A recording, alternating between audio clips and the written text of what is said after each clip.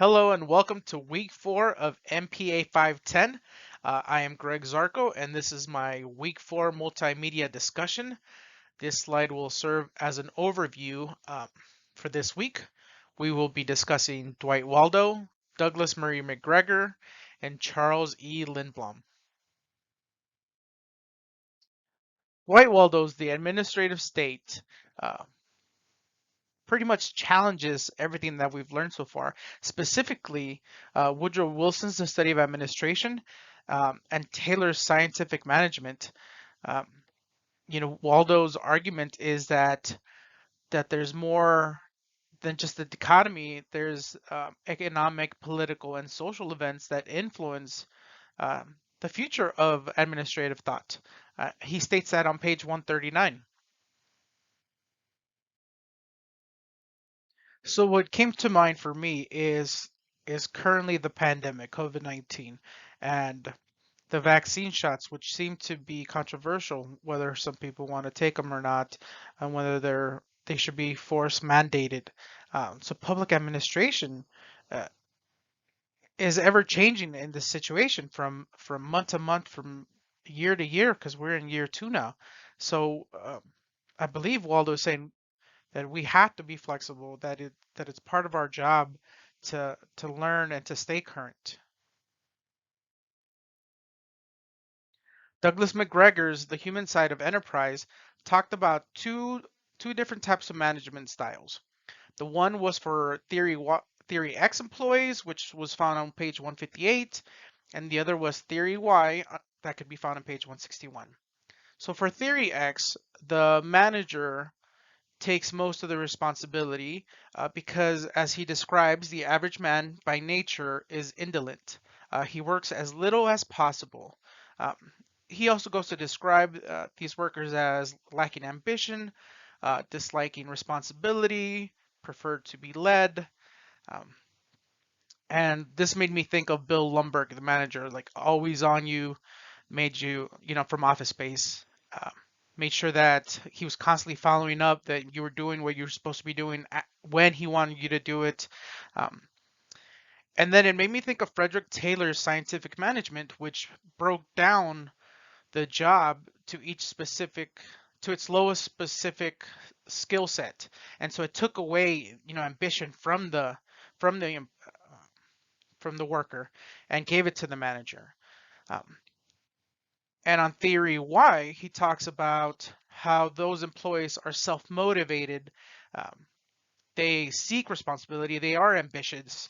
Um, and that reminded me of Michael Scott, because he was hardly ever a manager, just by title alone. Um, Another thing that McGregor talked about was on page 162, job enlargement. And this is something that I've experienced myself in the past, is where the lowest form of the job, you give responsibility to those workers. You almost force it upon them and force them to figure it out on their own. You give them a little responsibility, and sometimes they surprise you, and that's how you find out which people will be good leaders in the future.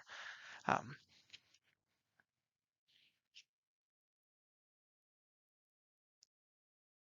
I once heard a manager say that the standard is the lowest amount of work that an employee has to do to get away with it. Um, and so I believe a combination of theory X and theory Y are both true. Um, you have to find out which works for certain individuals. You have the employees that are self-motivated who want to do the work, and then you have the employees that are just there for the job. Um, and while I personally don't see anything wrong with that attitude, because not everyone can lead, um, it's up to the manager to figure out what what is best suited for his line of work. Charles Lindblom's The Science of Muddling Through, Lindblom expresses his views that administrators use limited policy analysis and limited or no theory at all in formulating a policy. Um, he uses in figure 1 on page 166, he uses he has a chart, a root by root or by branch, he calls it, a rational comprehensive and a successive limited comparisons. Um, the root being the the best approach to creating a policy. Um, and he states that it's seldom used because administrators are bound by limited time and resources, and very few times do they actually create new policy. Instead, they use the branch method and build on previous policies uh, in an evolutionary process. On page 171, he states that policymakers consequently expect that his policies will achieve only part of what he hopes, and at the same time will produce unanticipated consequences he would have preferred to avoid. Um, if that's the case, it explains why very few policies are created. Um, and on page 170, he uses the example that no part of government attempts a comprehension overview of policy on income distribution. Policy nevertheless evolves, and one responding to a wide variety of interests. Um,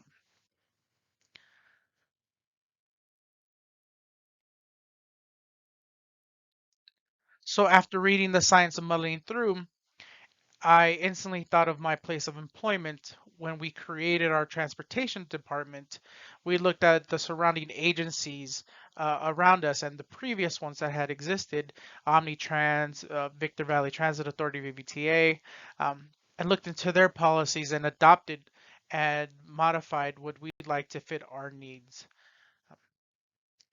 So this has been my presentation for week 4. Thank you for listening. Have a good week.